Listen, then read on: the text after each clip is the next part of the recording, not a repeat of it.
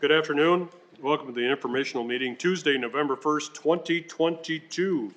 And we didn't notice we do have a quorum present. Let's start off with council remarks. I see none. So we're going to jump into our only and best presentation of the day. Sean Pritchard.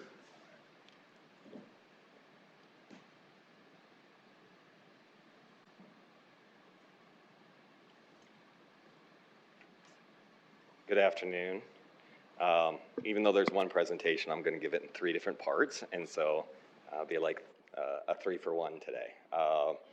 I will pause in between each portion of the presentation, maybe give an opportunity for questions for that portion of the presentation before we kind of move on to the next topic. So the first one that I wanted to come in front of you today is just to give you a little bit of an update on where we are at with the Event Center campus.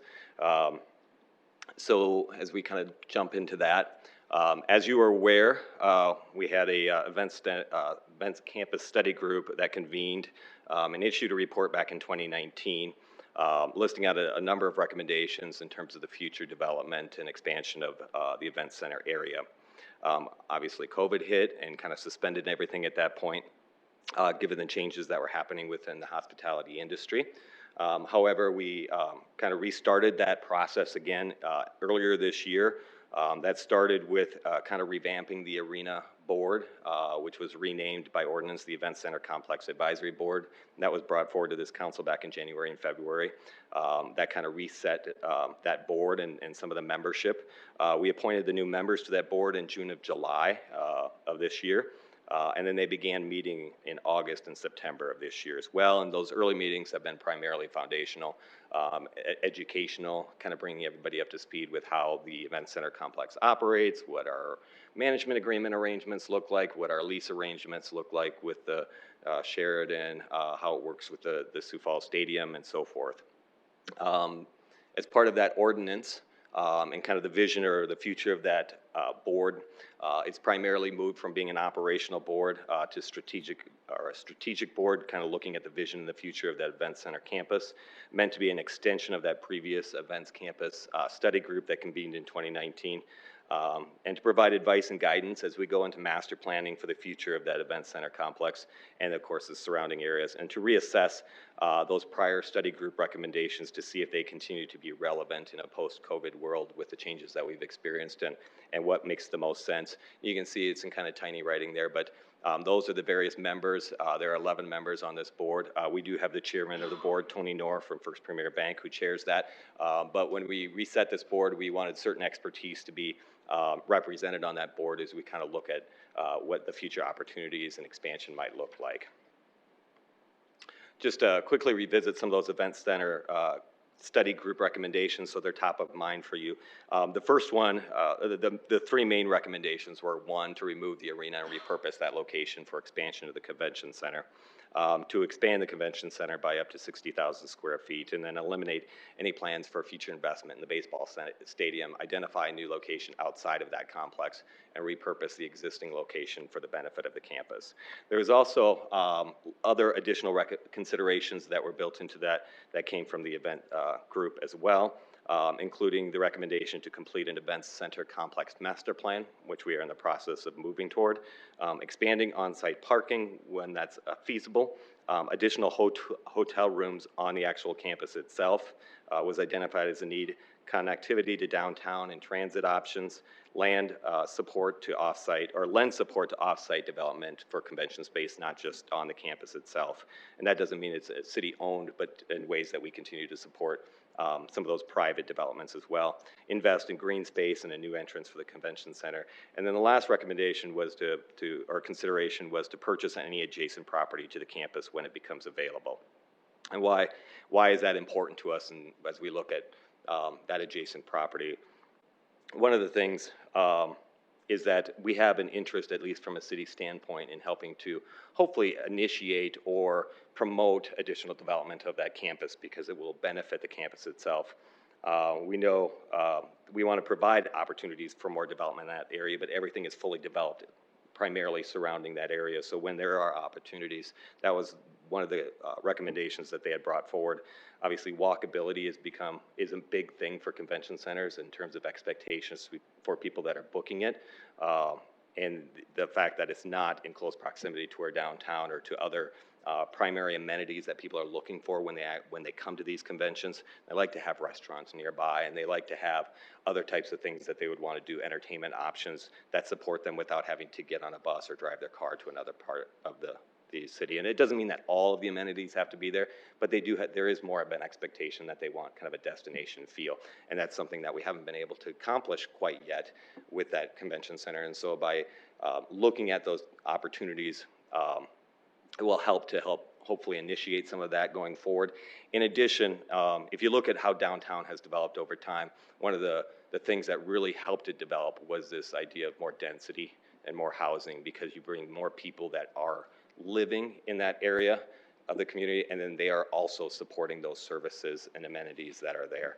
And one of the challenges that we've seen with the Event Center campus over time is the fact that you can't support a lot of those amenities by just the events that we host at that. You have to have more regular people in that area that are also supporting those services. And so by trying to proceed forward with more density in that area would hopefully provide more economics to bring some of those support services forward. So with that, I do want to bring to your attention a couple of opportunities that we do have as a city in terms of land acquisition. Minnehaha County has 2 separate properties that are adjacent presently to the Event Center campus, and I'll talk about each one individually. We've been working with the county, and they would agree to exchange these 2 properties to the city of Sioux Falls in exchange for the city taking over the county's obligation relative to acquiring equipment for the public safety training campus. So just a little bit of a history lesson on the public safety training campus, because there's a few of you who weren't here when that came to development. When we worked with the county, so the county and the city are both participants in Metro Communications. Typically, the city pays 75% of the costs, and the county pays 25% of the costs. When the public safety training facility, when that scope of work was evolving and it was decided to build a new PSAP facility along with the training center campus, and it was going to be built onto our facility, we were working with the county as to how we would cost share those portions. And ultimately what we decided would be easiest from a mechanical perspective is that the city would build the building, because we were already managing the process, and it was very intertwined with our existing training center, but the county would buy the equipment that would then support the PSAP portion of that project. And that cost at that time was $2.15 million.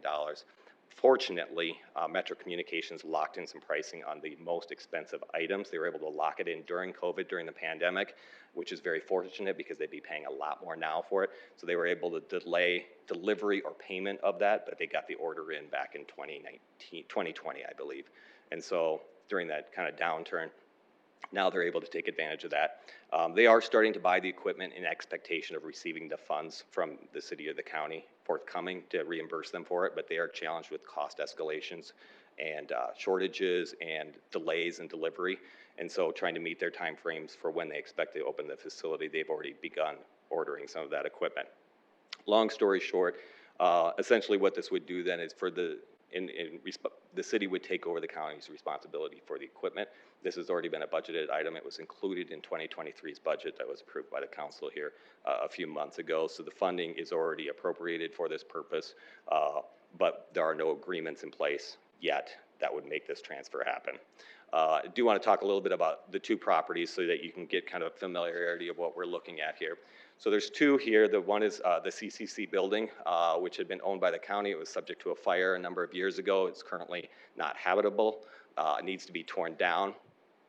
The reason why we have an interest in this property is, again, proximity to the event center campus and the opportunities that it might have to help provide support for that. Maybe it's in some sort of development way. It also sits adjacent to our Elmwood Golf Course, and it is adjacent to the Holiday Inn Express, which sits on our property and is subject to a long-term lease with the city along with the restaurant there. And because with that lease, we have a long-term revenue agreement with them, or a revenue sharing agreement for that particular operation. But they don't have enough parking on their campus, and they had always utilized part of that CCC property for parking as well. I believe they even improved a part of that property in order to facilitate having the parking there. So that piece is actually important to a partner of us, which is the hotel, which is important to our event center campus. And again, with the Readiness Center also becoming potentially available here in the near term, is going to provide a great opportunity of up to 10 acres there that could be used for redevelopment. The site that the city would be receiving would be 4.47 acres, or about 195,000 square feet. The other property that the county has had and had been up for sale for quite some time and hadn't sold yet is the former VOA property, which is located, if you can see here, just south of the nonprofit center. If you knew where the Buffalo Wild Wings used to be, it's right across the street from there. And it's a kitty corner from the existing Sioux Falls baseball stadium. One of the benefits of this property, again, its proximity to the event center is important, but we have two really strong assets that are disconnected in that area between Covell Park, Terrace Park, this great one that's sort of hidden behind development. And then we have all of our investments that we have in the event center campus. So this really could provide an opportunity for development. It could provide an opportunity to provide a link between the park and the event center campus and so forth. The building had been listed previously, as I noted, but had at this point not yet sold. In terms of our master planning considerations, we're really looking at a long-term approach, so we know this is not something that's going to create all this significant development in 2, 3, or 4 years. If you've watched downtown development over time, it's taken decades, but it's really hitting its stride, and it's been able to kind of leverage that and continue to accelerate over time. And I think with the thought of the event center is this has to be a long-term viewpoint in terms of 20 years out for how we continue to develop that area. We want to be creative and really think big picture in terms of what that development looks like, not constraining ourselves or feeling constrained by what we thought in the past. And that's really going to be part of that process for master planning, is how do we engage with our local architects and design firms and the public in helping to think big about what could potentially happen in that surrounding area, as well as the campus itself. We need to leverage those opportunities with the development of the Sanford Sports Complex and the huge amount of investment that's going on there and the activation that's going to be created as a result of that. That's only continued to increase over time. And then what I call the Westport Corridor, because I don't have another name for it, but where the virtual hospital for Sanford is going to go in, where the DSU Cyber Labs is going in. And then you also have to think about the way that Northwest Sioux Falls is now developing in a way that we haven't seen, in many, many years. And so that's really taken off in many respects. And I think that's only going to be complementary to what we could potentially do at the event center campus. We have to look at what changes the industry has gone through in a post-COVID world and how that might reflect differently than what we might have thought of 2 or 3 years ago when the initial recommendations were made. What other hospitality and convention spaces in the community that will be taken into consideration. And then finally, connectivity in terms of both walkability as well as transit between the Sanford Sports Complex downtown and our event center campus. In terms of next steps, in 2022, we would be looking to bring forward a land exchange agreement and an amendment to the PSAP agreement, so that is currently being worked on, and that would hopefully come forward to you for consideration either in November and December, or more likely December. In the first couple of quarters of 2023, we are currently working with Crossroads Consulting, who we had a relationship with. We're in the early stages of the development and developing operational plans for the event center.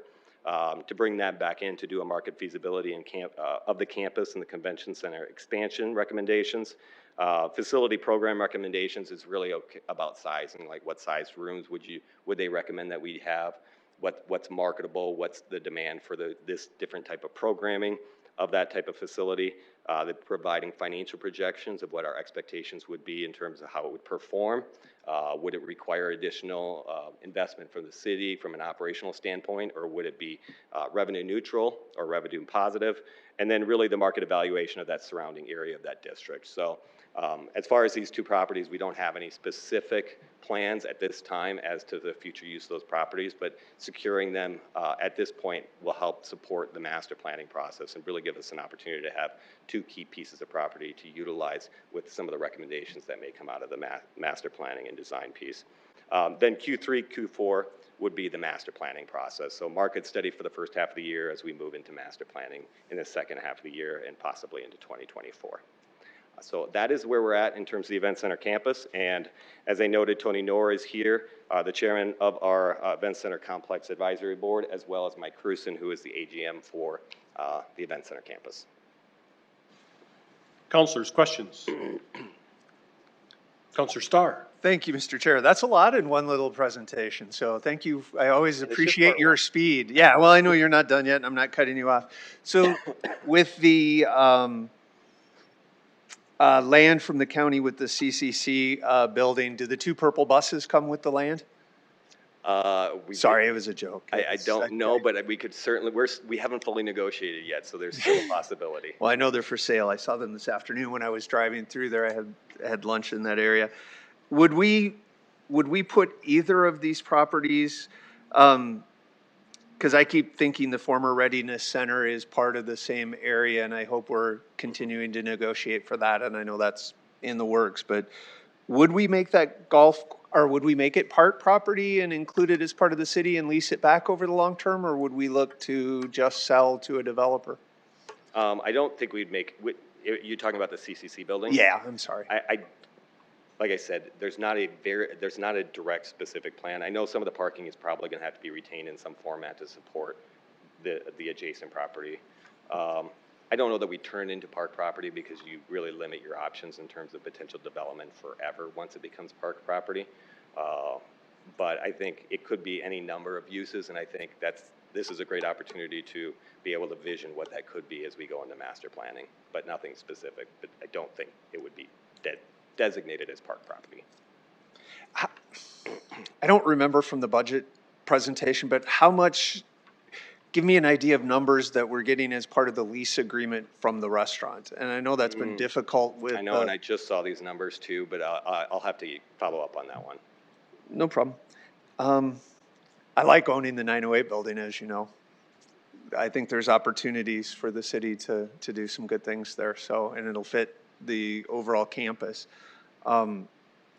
So basically, in the big picture of things, to boil it down, we're taking roughly 2.1 million to buy these properties would be the simple way to say it. So yes, we are taking over their responsibility for the equipment in the amount of $2.15 million. 2.1. And in exchange, they'll give us the 2 properties. Seems like everybody will be happy in that deal. So I know that's been part of the negotiating over the years and trying to get those properties. So thank you. That's good work. Other questions? Councilor Bronco. No, I'm just curious, maybe we're going to have greater conversations about this later, so maybe this is premature, but the Events Campus Study Group recommendations, recommendation number 3, talks about eliminating any future investment in the baseball stadium, identify a new location outside Event Center complex footprint. I'm just eager to learn more about this, but if this is not the proper meeting to go into that, I'm willing to wait. Do we have greater information available on that idea? Actually, it's a good segue into our next topic, so I'll probably cover that part of that. Okay, perfect. Yep. Other questions? Councilor Jensen. Thank you, Mr. Chair. When and if this comes to fruition, the CCC building, during this whole time frame, because we don't know when someone's going to have a project, that's going to be demolished and you're going to make it safe, or we are as a city, and then we're going to expand the parking in that interim period. Would that be accurate or could we make that happen? Well, there's already existing parking there, and could that become more parking potentially in the interim? It potentially could. It just depends on what the development outlook looks like and what that time frame looks like, whether you invest in asphalting the rest of it. I do think it needs to be taken down probably fairly quickly, just from a safety perspective. So that one needs to be brought down, and there'll be some expense that's associated with that as well, just being an older building and so forth. But okay, perfect. Thanks. Other questions? All right, just keep on moving on, sir. okay, so the next topic we're going to talk about is a renegotiation of our Sioux Falls Stadium lease agreement with the Sioux Falls Canaries. And I'll just mention, we do have Brian Jambros here, who's president of the Canaries, I think, right here, and been in town for 4 months now? Well, it felt like 4. Yeah, I know. But it's been really great to work with. I think he's really doing some good stuff out there, and they've made some really significant investments in the team, but also in our city-owned facility. And so we're going to talk a little bit about that. So just to give you a little bit of a debrief on the existing lease that we have with the Canaries. So the original lease dates back to 1999. It had a 20-year original term to it, and then it had 2 5-year extensions, which were exercisable at tenant's discretion, not the city. So it did not take the city's, the city doesn't have any discretion into whether to do the extensions or not. And so the first 5-year extension was executed back in 2019, going into the 2020 year. And so we are, excuse me, the 2019 year. So 2020 year. 2022 was the 3rd year of the first 5-year extension, if that makes sense. And then 2 years from now, they'd be able to re-up for an additional extension after that. It was also structured with, you know, use was limited really to kind of that April-ish time frame to October-ish time frame for the Canaries. And then after that, it was kind of a gray area in terms of all of that. So what was the reason that we decided to redo the lease? And believe me, it wasn't because I was looking for more work to do, because it took us many months to get a new lease written and put forward, which you've received a copy of. But one of the first reasons after I've read the lease from 23 years ago is it just isn't up to our current standards in terms of our expectations of what we typically include in a lease. Didn't have our ADA things in it, didn't have all civil rights language that we require in there now, cross indemnifications, stipulated insurance requirements so that we're managing our risk in terms of leasing that facility and so forth. So there was it just generally required cleanup. The old lease actually had some amendments that were made to it, and they were made very early on in the lease, so it's very difficult. It supplanted a whole bunch of different portions of that lease, and then it's been reassigned at least 3 times to different owners.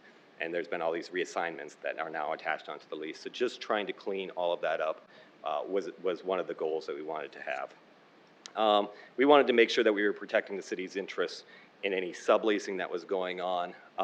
So, you know, when you go back to that time frame, you don't contemplate what uses you might have 23 years later.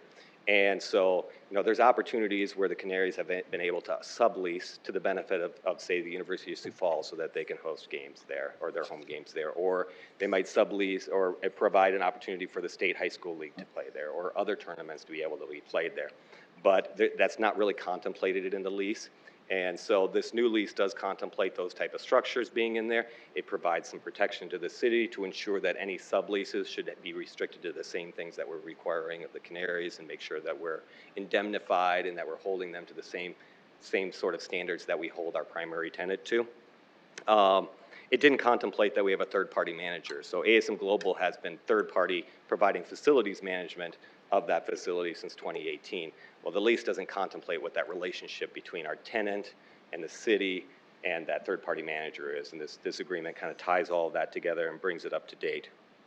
So I'll give you an example of that, like there's old provision in the old lease of when you had to tell the city when you were going to schedule your games, but there was no provisions about, okay, what about additional events you might host there? And it's not something you can know about 5 days in front of it. If you're the facility manager, you want to have notice so that you're making sure you can schedule maintenance around it accordingly, or you're scheduling between what's going to be happening at the ball field versus what's happening at the convention center versus the Premier Center, and how many events are happening at the same time. So it builds all of those sorts of things into it. It doesn't reflect some of the capital investments that have been made by the Canaries since they've taken the current ownership. True North Sports has taken ownership over the last couple of years.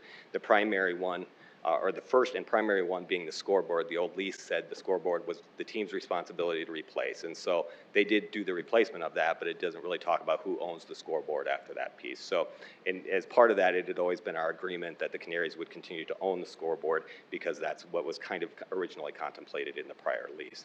However, all other capital improvements that are being made by the team that are affixed to the property become vested interests of the city, and that's all spelled out in this understandings in the new lease agreement as well. Great example of that is the turf fields. that have been put in, and I'll talk a bit about some of the other capital improvements that the team has made for their behalf and for the behalf of the stadium. I should flip slides here, probably be helpful. The next one is just confusion with the lease credit and changes to public facility fees. So the old lease contemplated, and we're going to talk about public facility fees later, but they had a built-in mechanism for what the public facility fee was for the Canaries back then, which was 25 and 50 cents. If it ever increased, then they got a credit on their lease, but it was based on tickets $12.99 and up and $12.99 or lower, but it was set based on inflation, and every year you inflated the fee as well as you inflated the actual price point when it switched. So because the city increased the fee by ordinance, we had to provide this credit. It got super complicated, and until 2 or 3 years ago, we didn't even know it was in the lease, and so when we dug into it, we started executing this and providing the credit, which amounts to probably $5,000 or $6,000, but it's a unusual system, and it's burdensome overall. So some of the changes that we're looking at. First, it's a 5-year agreement, and then it has 2 one-year extension options. So essentially, the end date of this lease is the same end date as the original lease, so it's not any longer than what we had in our prior commitment for the prior lease. We do reduce the lease payment to $1. So presently, the lease payment is about $60,000 a year, and we're reducing it to $1. And the reason for that is because of kind of the policy of this council, as well as some of the recommendations that you noted in there about making investments to the stadium. So we've really, in terms of the investments we've been making in the stadium, have been primarily in the areas of just safety enhancements. So anything that's due to health and safety of the stadium, we want to make sure that we're continuing to do that. We did that big netting project a few years ago where we extended the netting for safety reasons. It was an expensive project, but we knew that we still had an obligation to continue to support the stadium and to provide a safe place for people to get there. We've done a lot of we've done a lot of sidewalk replacements and things of that nature, just to make sure that we're, and keeping the structure, overall structure of the facility in a safe condition. But in terms of some of those nicer enhancements, like putting in a turf field, it wasn't something that the city was going to be able or willing to be able to make that investment in. And so the Canaries ownership had taken that responsibility themselves, and they installed that field and paid for the expense of installing it. You'll see some of the other, I'll jump ahead here real quick, but these are some of the various capital improvements that they've made. Front office improvements to their front office. They relocated the kids zone and the equipment. They've made significant improvements in the food and concession areas, adding different concession areas to improve the feel of being out at those games, and done some improved seating behind home plate as well, all at their expense. Well over $1 million of improvements that have been made in the facilities. And so in recognition of what they're doing to help support, improvement to the team, and as well as the overall experience of being at Canaries games, we thought it's easier for us to reduce the minimal lease payment that we're receiving presently, which is actually going to ASM Global and held in our operating accounts out there. And then in reflection of many of those capital improvements that they've done as a partnership with the city. The other things in the lease, there are certain expenses the city was paying for that really probably are more of a responsibility of that, and they just kind of evolved over time, such as cleaning the seating area after games, which is, in my mind, very much the responsibility of the owners and operators of the facility, and so that cost will now shift over to that side for the Canaries, instead of having the city through our operating agent, facility manager, paying for many of those expenses. So overall, I think it's a win-win for both of us. The last thing I will point out, this does provide full control of the stadium to the Canaries for the full year. In looking at this, we weren't programming the facilities. It's better not to be confused about when they start, when it ends, when they can sublease, when they can't sublease. Give them that opportunity to do it to the maximum extent possible. But there's still some built-in options for the city to utilize the facility for a city event. So we have, just like we've done with many of our other agreements, we've asked for 5 dates that we could use it. We don't specifically have thoughts of what that might be, but we wanted to build that into the lease agreement. And then there's also the opportunity for our facility manager, ASM Global, if there are events or open dates and they can work with the Canaries to find those open dates to be able to utilize the facility if they want to program an event there as well. All of that, again, is also encapsulated into that lease. So with that, I'll see if you have any questions in regard to this topic. This will come up for first reading tonight and second reading next week. Councilors, questions? Councilor Bronco. So regarding you described it as a win-win. You feel that our primary tenant is happy with these changes? It sounds very logical and rational to me. I guess I don't want to speak for them on their behalf, but I think it just indoctrinates what we've been doing in many cases procedurally into a lease that actually makes sense. And so we can take the way we're actually operating today versus how we're operating with this set of owners versus where we were 23 years ago, and really just build that into a lease agreement that I think works for our facility manager, it works for the Canaries, and it works for the city. Sounds good. Councilor McCarris. Mr. Chairman, I don't have a question, I have a comment. Would that be okay if I made a comment? My comment really isn't to Director Pritchett, it's to us as a city council. We keep talking about this baseball stadium thing. The baseball stadium's been discussed. I ask a rhetorical question of us as the legislative body. What's our role in deciding the future of the baseball stadium? I think this is an opportunity for us as a legislative body to say, hey, let's set a resolution that says the administration, we want the baseball stadium downtown, or we want the baseball stadium at the sports complex here or there. Bring us a plan to make it happen. It's setting that long-term vision kind of desire. Let's move this baby forward. We kind of keep talking about it and lots of ideas in different spots. I mean, it's just a general high-level question / comment of it's our opportunity to kind of lead and say, let's move something I might be alone on an island on this issue, but anyhow, just a comment. I'm certain that's a great topic for discussion. I agree with you. Councilor Starr? Yes, thank you, Mr. Chair. One of the questions that I had, I guess, how would it work if an outside, with the new contract or the new agreement, how would it work if an outside group wanted to rent the stadium, say high school baseball, or I think Sioux Falls People for Youth have used it in the past for like a national tournament for their opening ceremonies before games start all over town. Mm-hmm. What would the process be, and who pays who, and where does it end up when it's all said and done? So procedurally, primarily, it would be directly with the managers and owners of the Canaries. And so they would work with someone like Brian Jambros, and they would be able to assemble if they have dates available to support that, and then they would enter into a sublease arrangement with them, which is contemplated with the agreement. So if there was a fee associated with the sublease agreement, or they said, hey, we need $2,500 a night, or whatever the number is, then where do those funds go? Those would be received by the Canaries to support their operation, their expenses for running the field, or and managing through that. Did I say that fairly? So, but there might be opportunities where ASM Global is going to bring a concert event in or something, and they may want to try to secure that. And since I've been here, we haven't gone down that route yet, but it is contemplated in the lease. One thing two things I didn't get pointed out as well that are in the lease. One, there's a provision to terminate the lease if we build a new stadium that's leased by the club or used by the club. And then there's also a provision in there, fell off here, let me think. Welcome to getting closer to my age. I know. I had it right at the tip of my tongue, too. One question that was asked of me, too, previously, this actually subplants the previous lease, so the old lease does go away in its entirety, so I want to make sure that is clear as well. And I can't remember the other comment I was going to make, but.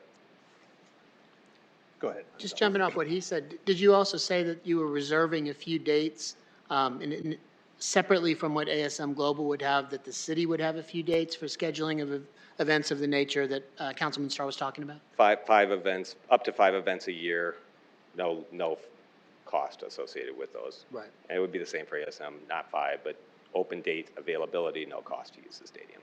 That sounds great. Other questions? I've just got a couple. Now, the world's changed in the last 3 years. It's certainly changed since I was on that 2019 review of the arena and the event center campus. Is there any kind of escape clause for the city on this contract? Because we all know the Oakland A's are searching for a new home, and they haven't found one yet. If a prettier girl comes along, could we take her to the dance and kick the Canaries to the side?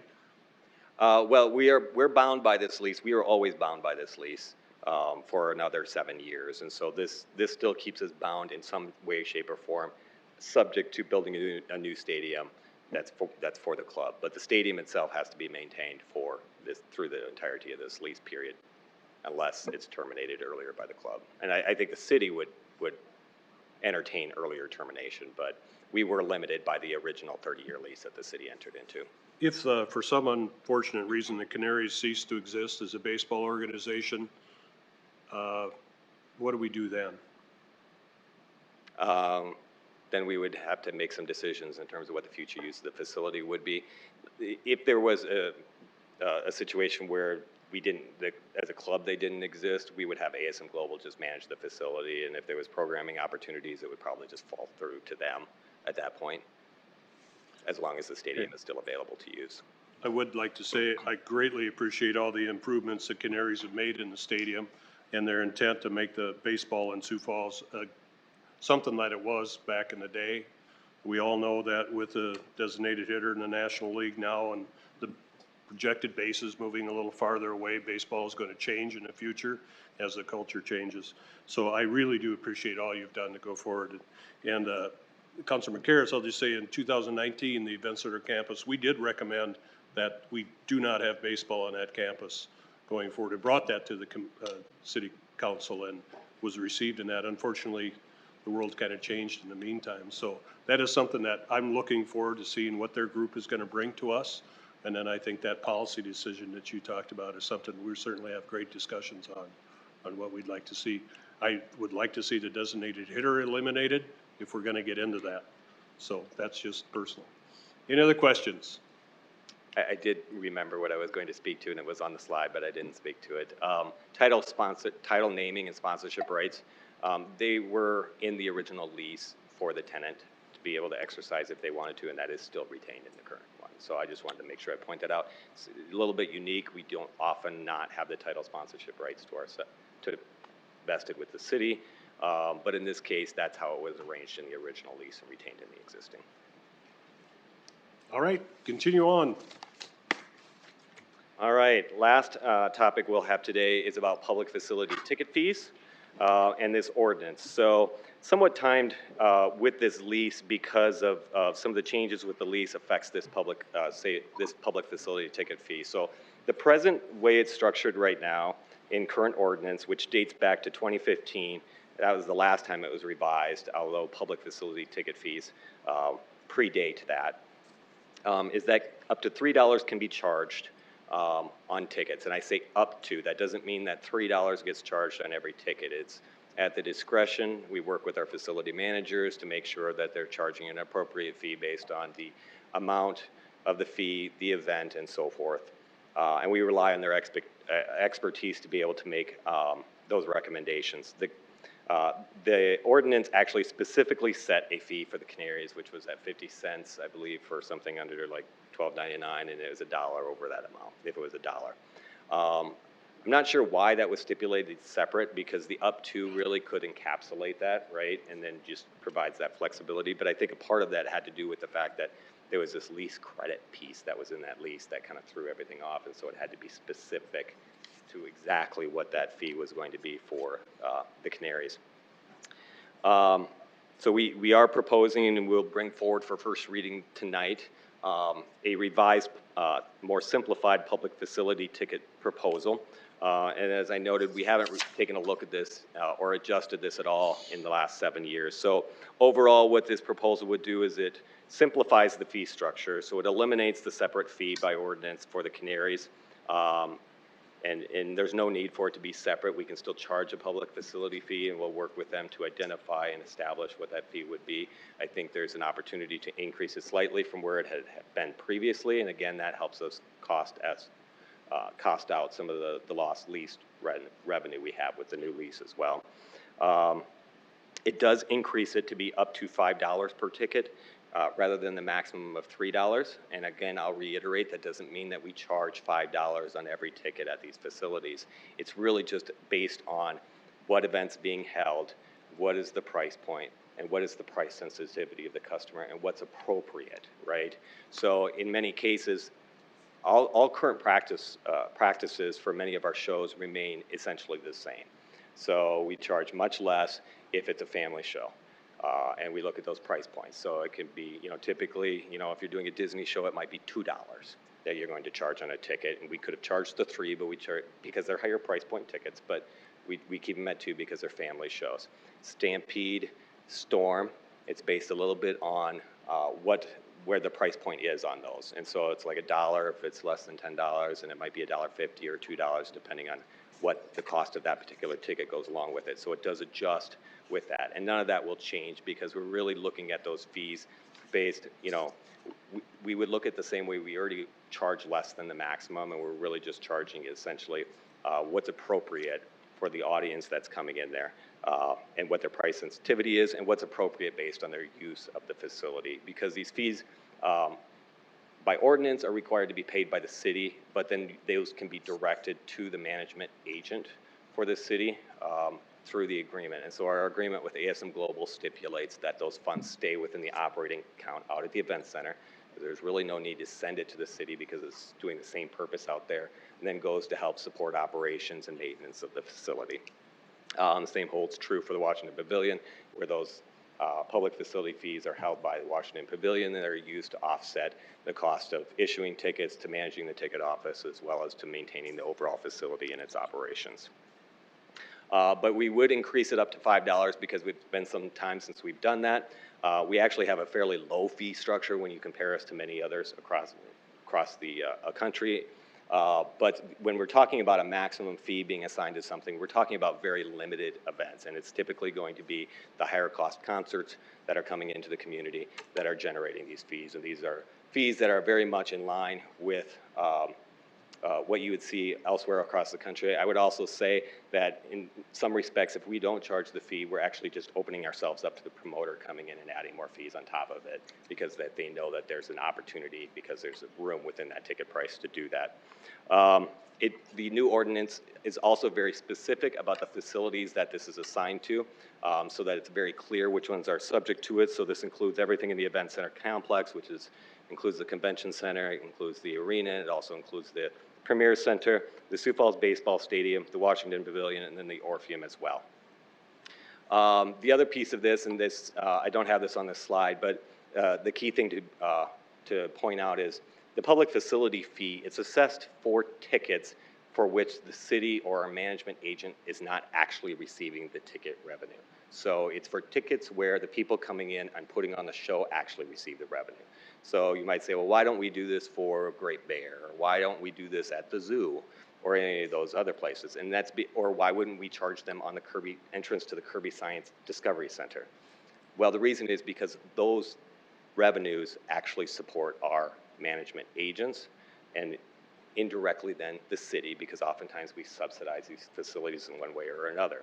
So there's really wouldn't be a point to a public facility fee for those type of ones. It's strictly related to events where we're not, or our agent is not receiving any of the ticket fee revenue. And this is the portion of that that helps support the facility when we put on these shows. As part of this proposal, we're also going to talk a little bit about some of the use of those funds. So this is going to provide an opportunity to bring in some additional revenue, specifically at the event center, because that's the one where we're really going to see the higher fee being brought forward for some of those concerted events. And how will that funds be utilized? So I'm going to talk a little bit about organizational infrastructure, and specifically I'm going to be talking about the Sports Authority. But a key thing to kind of think about is when we build these facilities, one of the ingredients to their success is having an organizational infrastructure within the community that is there to support the success of those facilities. Great example of this. If you follow the news a little bit out in Rapid City, they're in the process of trying to create a sports commission because they see the value of what they need to do in order to help support the new facility that they just created.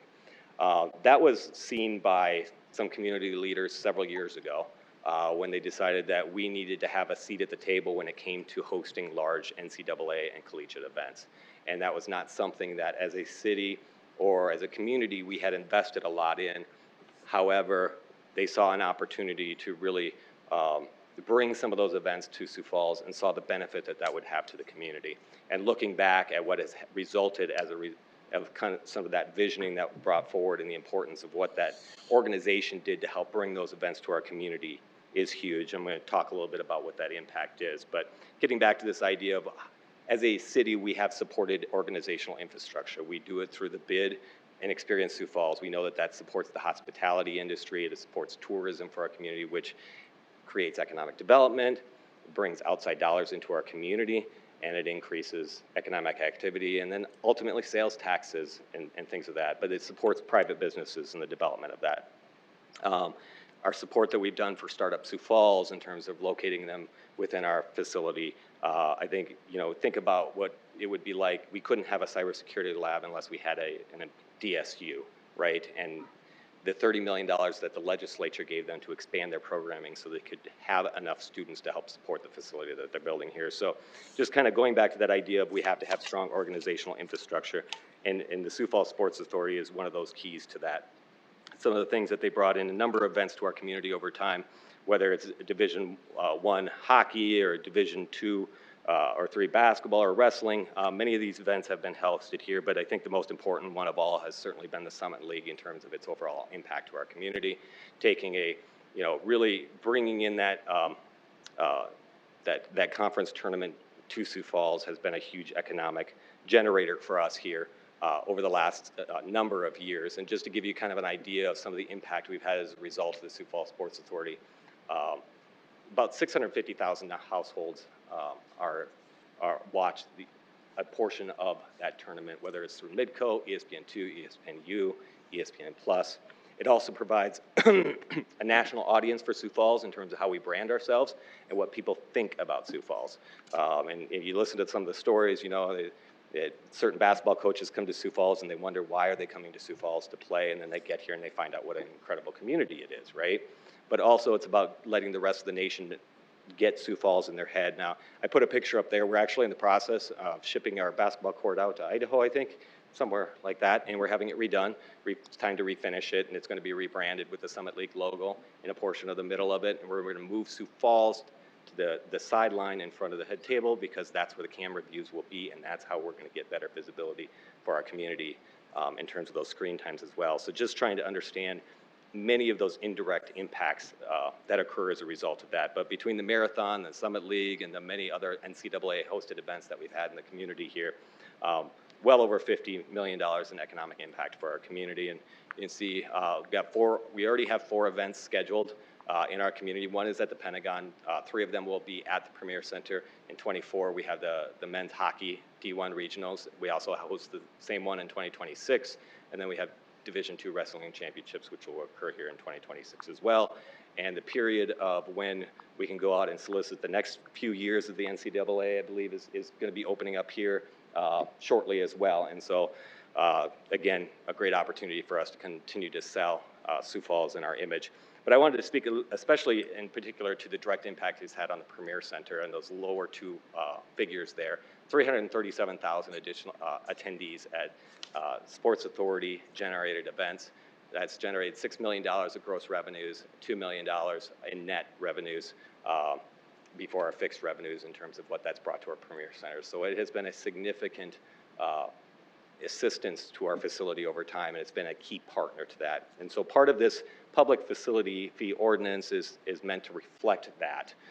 There was a period of time when the Sports Authority, we actually contracted with the Sports Authority to do the Summit League with that. That has shifted now. We contract directly, and that's had some economic ramifications to the Sports Authority. But by utilizing this public fee, the increase, which could generate up to $200,000 per year, then the ordinance itself actually redirects it to the sports authority, recognizing that we need to continue to make sure they're a strong and robust organization, because their success is going to be, will revolve into success for our Premier Center as well. And so that is included in there. It does have a sunset provision of 5 years, so there's an opportunity to reassess it at that time and to see if it's working and whether to continue it going forward after that point. So with that, I'm happy to answer any questions you have. We'll have first reading on this ordinance this evening and second reading next week. Councilors, questions? Councilor Neitzer. How long would the facility fees be locked in that they have to go into the operating account? It's always, well, it's in our contract currently that they go into the operating account, and so we would have to amend that agreement in order to change that. And that current agreement was just re-upped through well, it will start in 2023 and go through 2027. The ASM Global account? Correct, yep. Okay. And then we will see the Washington Pavilion Management Agreement coming forward in late or early December, I think. We don't have a parking fee, correct? We Or do don't. we? We have talked about that. There are some challenges just based on the way our parking is structured out there. And then you also, if you're going to have a parking fee, then you need to be able to assure that they have parking for the people paying the fee. And then you have to be able to monitor the parking, which means you're staffing up those different entrances in order to facilitate being able to manage people are parking there that should be parking there. And so we talked about whether we should have a parking fee or not, and at this time we have not moved forward with that, focusing instead on the public facility fee rather than having to go down the route of a parking fee. Maybe a possibility in the future, but not something that we're moving forward with at this present time. Okay, well, so even if you don't call it a parking fee, I guess the road I'm going down, and I've mentioned this to you and I've said it publicly, that I'm deeply skeptical of any development out there being not wise. But essentially, assuming we do, I think one of the major things you'd have to do is a parking ramp. You've got to get rid of surface parking, and how are you going to pay for it? So a facility fee potentially, that's why I was asking if it's going into the operating fund. I mean, it could be something that could potentially fund, let's say, a bond payment, because I don't think the entertainment tax anytime soon would have the capacity to support potentially a parking ramp, but. Yeah, we'd have to do some You've got fairly to go vertical. significant assessment of what would take to generate enough revenue to support that. You know, there is some growing capacity within the entertainment tax for, because of the growth that we experienced post-COVID. It has rebounded far more quickly than originally anticipated, but we continue to monitor, what that capacity looks like and what our capital investment needs are going to be 5 years from now and 10 years from now as we continue to make sure those facilities stay fresh. So we would look at all of those type of revenue options.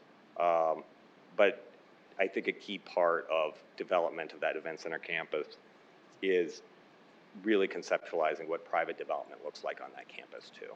And in terms of a public-private type of development that has to go in, whether to support that, whether it's, hotel or it's residential of some sort, or if it's some commercial that goes along with it that helps to support the amenities that we want there. But you're right in respect to the fact that there's not enough space and we're already limited in parking currently. So some sort of parking ramp as part of that development would be optimal potentially to maximize the use of that space and to provide more opportunity for other types of development that could occur on that actual campus.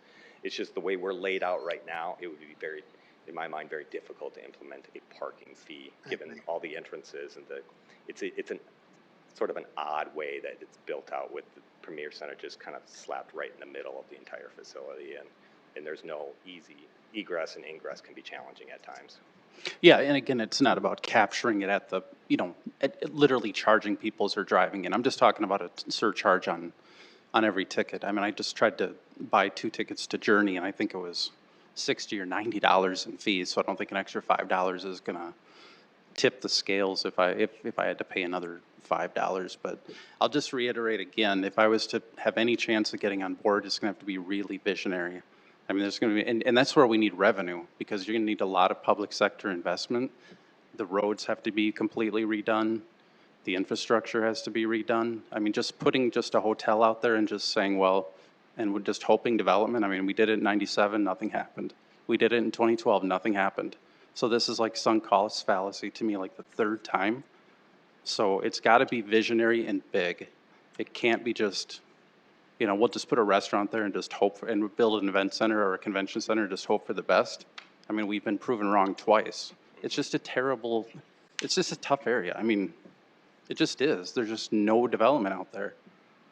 And so you're gonna have, and it's gonna take public sector investment. And I mean, the roads, I mean, if you're gonna totally redo it, you can't just bring a developer in and just build an apartment and just expect it's gonna change. So.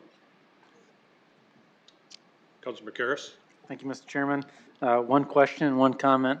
Question, Sean, could you or one of your team members put together for us a rolling 12-month overview of how the fee has been applied over the past 12 months and showing us kind of the flexibility of the fee, what that looked like, just to give us a picture and give the public a picture of the flexibility that you're talking about? Yep, we can work with ASM Global to, I think you're more focused on the Premier Center campus, Yeah, probably, and that'd be so great.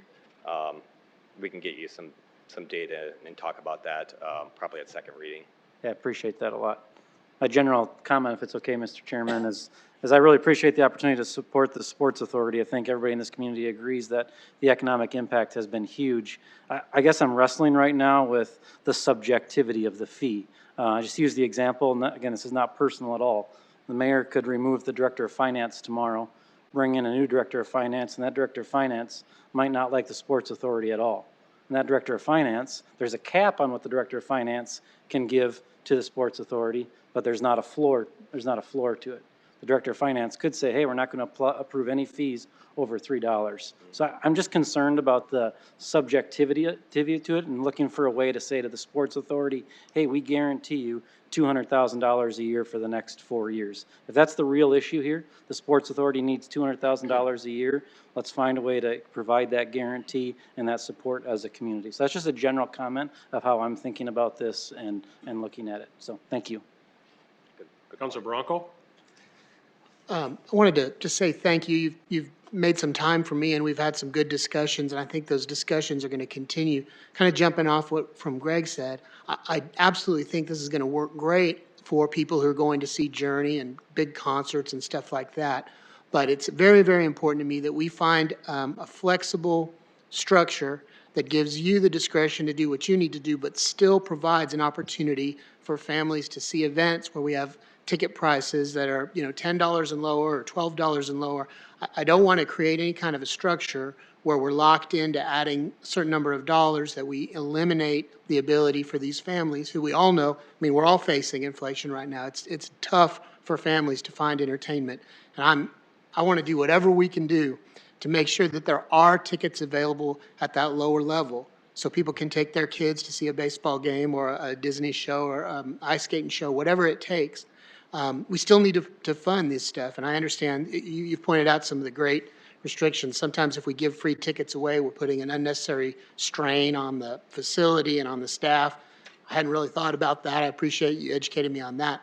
But one way or another, this compromise has got to be a situation where those low-cost tickets don't get, you know, I don't want a 20, 30, 40% increase on the price of a ticket. Families can't afford that. Yeah, and the expectation is not to make adjustments at those lower price points and some of those, other than what would have been contemplated, right? But to the extent of, you know, we know that those are price-conscious consumers as well, and we also want to be sensitive to the community benefit that we should be providing with those facilities to them. And so there are incentives built within the system to ensure that we continue to keep those ticket prices, or I mean, the ticket prices are going to be set by whoever is coming in and putting on the show. Right. We don't have control necessarily over that. They base that on their economics and what they expect they can do with the, but we want to make sure that any fees that are going that we have any control over are sensitive to price sensitivities, as well as trying to maximize accessibility to our facilities. So I can bring some additional data forward here when we come to second reading next Tuesday night and kind of talk through that too in final reading. Sounds great. Thank you. Other comments? Go Go ahead. Councilor Starr. Thank you. I got to the same place Councilor Majerus did, just in a little different way, and I like the way he stated it a little better than the way I was thinking about it. I think we need to fund the Sports Authority and give them a solid number to work from each year because of the work they do, just like any other group that we're doing, whether it's the Development Foundation, the Chamber, you can go down the list of outside groups we fund. I would rather see us give them a solid number each year in the budget so that we're not, if ASM has a bad year booking shows or a great year booking shows, or they're making that determination in the price structure and forecasting the show to make sure that they charge enough fees to get the Sports Authority the money that they are counting on, and up and down. I just soon see the Sports Authority part of it taken out, but with the assumption that we're funding them and continuing to do the good work they do. That makes a lot more sense to me than trying to, we're trying to simplify, has been kind of the theme of your presentation tonight. Funding them in the budget and part of the budget presentation, and them coming forward saying, here's the good things we can do. We have this many, we want to go to bid on these events. We want this is what we need this year. And some years it might be 225 or 250, or it might be 175. Well, they'll never ask for less because it doesn't work that way. But they're giving them the opportunity rather than going back saying, it should be part of the budget of when they're putting their budget together, when we're putting our budget together, and not worrying about whether it's tied or we have to raise taxes to cover this part of it and in whatever we're doing. So I think that we could simplify this, but then include them in the budget and find the money that they need to support what they're doing. Councilor Jensen. Thank you. Director, on the membership of the Events Center Advisory Board, is someone from the Sports Authority on that? They are not, but Tom has come to some of our meetings as well, and would encourage him to continue to participate as part of those. Because I think that's, when I see the impact that they've had in the Sioux Falls sports arena, especially with the Summit League, the Division I hockey that has come to town, as we continue to climb up that and level up into some of these other opportunities, I think that they have some market intel onto what an event center, campus would look like, from hotels, parking, downtown trolley or whatever that looks like. So it's all connected as we continue to get more sports programming here in Sioux Falls. The other thing that I was going to ask you, or maybe it was more of a comment and an add-on to Councilor Neitzert, I just don't think the proper vision of the Event Center campus has been out there. We've always just forced things out there in the past, as per his comments. And I think if through this market study, driven by the market, driven by developers, driven by our bankers, driven by our sports programming authorities, I think if it's driven by the market and there's a specific plan that, to Councilor Neitzert's opinion, is big and it's a big splash, I think some development can happen out there. But to his point, it's like, we've tried this before, so let's get a strategic plan that people are bought into, and maybe float it by some of our developer friends so that we understand their interest in the projects out there. Because with the land acquisitions that you're jockeying for, and I hope to support someday, I think that as we continue to develop out there and have a plan around it and focused effort, I think we can actually do something. But to Councilor Neitzert's point, if we don't have a plan, we just keep pushing stuff, it's just not going to work. Kind of reflecting on your comment there, and the comments made by Councilor Neitzert too, I think, there's kind of this one audience that is like, well, if you build it, the development will come, right?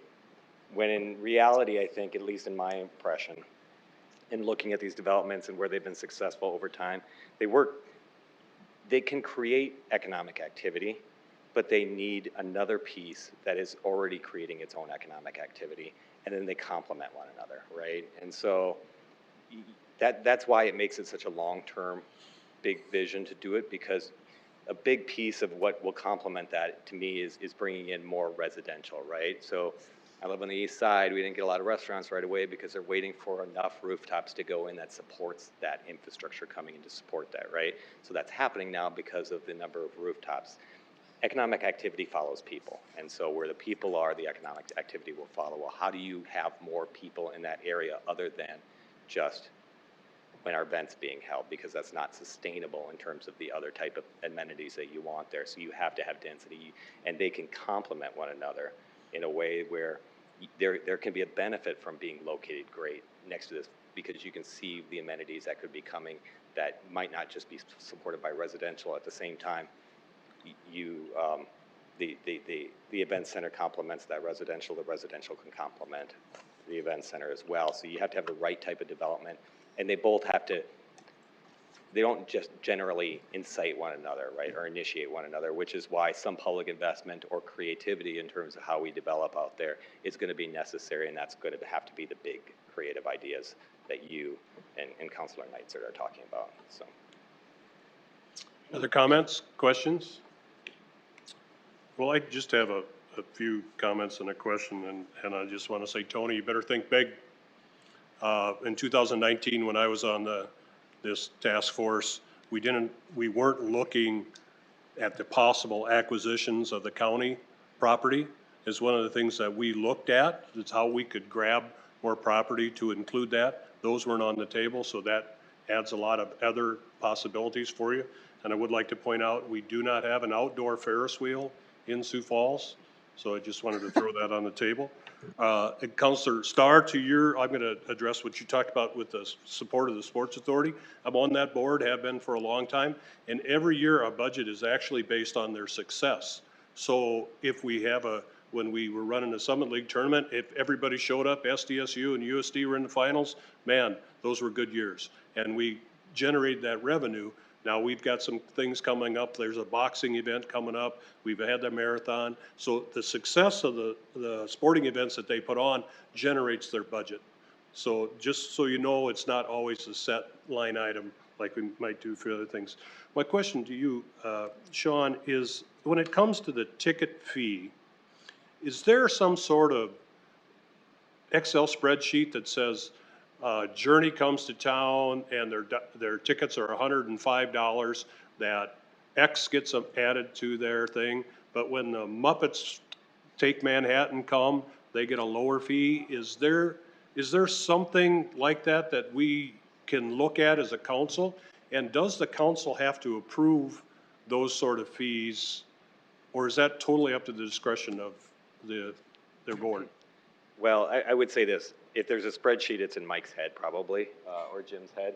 And because every event is different, and we kind of talked a little bit about this when I was talking to Councilor Bronco before the meeting here, but every event is different.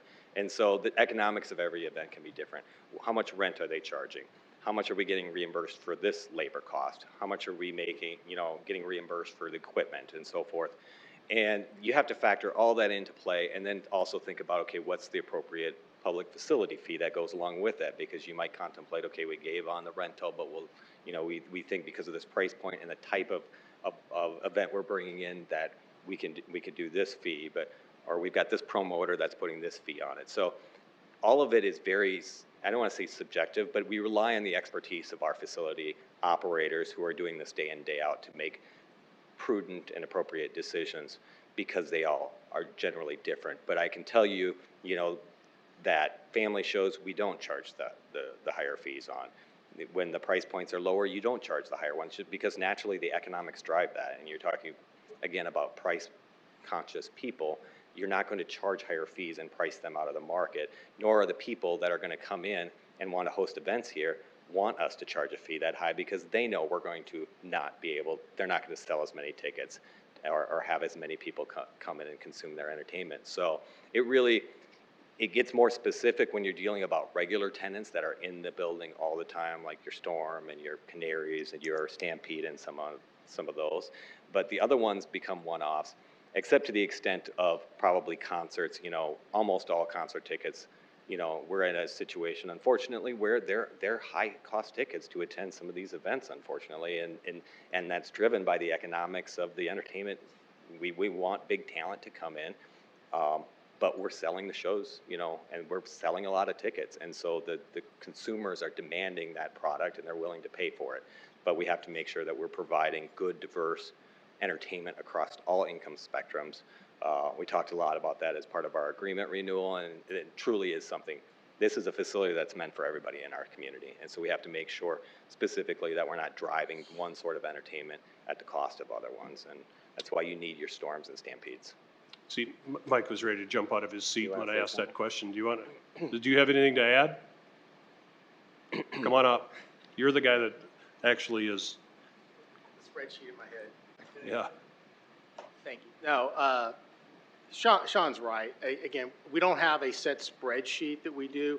We look at historicals, though, of what we've charged in the market based on what their ticket pricing is. I will say a lot of the concerts and stuff like that, and a lot of the events that we do, for the size market that we are, and again, we have to be very realistic that we are a 200,000 person market. We get a lot of events that don't play this small a market. We are a small market, but we have a wonderful facility, and we've got a wonderful community support that allows us to keep coming back with these big names. But we are cognizant of what our family shows are, and even though Storm and Stampede are sporting events, I consider those a family show based on the demographic that they attract and then the price of their tickets. And so again, we are cognizant of that. I am fully supportive of the raise in the facility fee structure because it will allow us to do some other things. Everything is getting more expensive these days. Labor is getting more expensive. Repairs, when we can get materials to repair things and people to come out to actually fix things, it's becoming increasingly more expensive. And we need to find some mechanism to help subsidize those things. And for me, this is doing that. Parking, like Sean had mentioned, while I'm supportive and been in other markets where this has been, the way we are laid out is very non-conducive to that. So we need, to your point, sir, we need to find another mechanism at some point to try to do that. But again, everything is getting more expensive. But again, and whether I'm here in 3 years, 5 years, 10 years, we are cognizant of what drives the community, what the community embraces, and to make sure that those fees that we have control over are adjusted accordingly, you know, for that matter. So, Thank you. Any questions here? Thank you very much. Thank you for your presentation. I'm going to make one last comment. I think, and I've talked to several council members about this, I think going forward, I think you're going to get a lot of support for this. We really don't want to take phone calls from people that say, hey, I brought 4 of my granddaughters to the Muppets Take Manhattan and I had to pay this extra fee. It's the same thing as you pay for Hulk Hogan versus Bam Bam Bigelow. So that's kind of the census that I'm getting from the council. I'd just like to leave you with that.